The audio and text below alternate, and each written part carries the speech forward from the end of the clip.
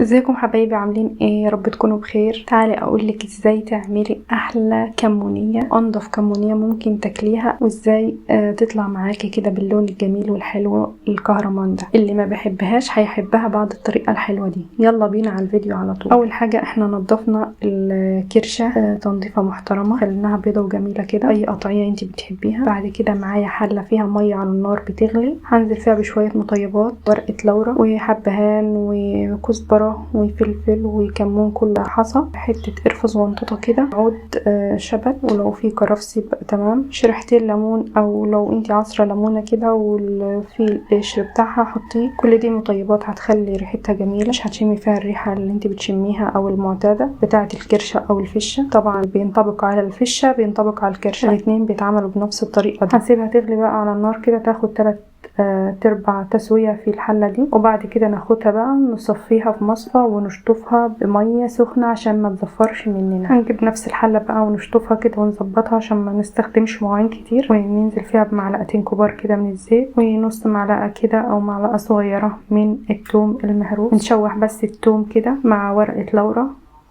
مع حبة لومي. التوم ما يتحرقش ولا يتحمر، يدوب بس كده ايه، نشم ريحته كده، ونيجي نازلين عليه بالكرشة على طول، ونفضل نقلب كده لحد كل السوائل اللي فيها تتبخر. معايا بقى طبق كده من الفلفل الالوان على البصل، على شريحتين من الليمون، قرنين شطة كده حامين. ندي تقليبه لحد ما كل الخضار ينزل ميته يدبل معانا، وتشوح كده تشويحة حلوة. كل ده والنار بتاعتنا متوسطة مايلة للعالية.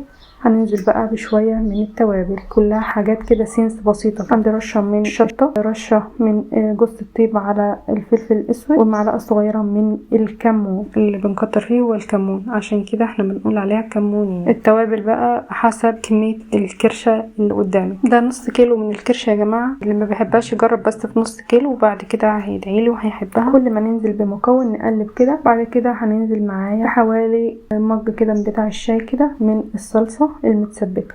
طبعا دي صلصة بدون اي اضافات تانية، هو بس الطماطم اتسبكت في زيت، ونزودها بشوربة، بلاش نزودها بمية ابدا يا جماعة. طبعا اللي ما عندوش شوربة ممكن يضيف مكعب او مكعبين من المرق ومية سخنة، بس الافضل يكون شوربة، اي شوربة بقى عندك، ويفضل تكون شوربة لحمة. طبعا الاصفر اللي نزل مع الشوربة ده دهون بتاعة اللحم، تدي نكهة حلوة خالص لأي حاجة بتضيفيها بقى عليها. هنديها كده تقليبة. شوربة لازم يعني العيار بتاعها يكون بعلو الكرشة، ما يكونش الصوص أعلى منها. ونسيبها تكمل ربع التسوية اللي باقيلها، ربع ساعة أو تلت ساعة، وهتطلع معانا بالجمال ده. ونطفي بقى عليها ونقدمها وبألف هنا. كل واحد بقى ياكلها على حسب هو بياكلها بعيش ولا برز. أتمنى الفيديو يعجبكم، واشوفكم على خير في فيديو جديد. سلام.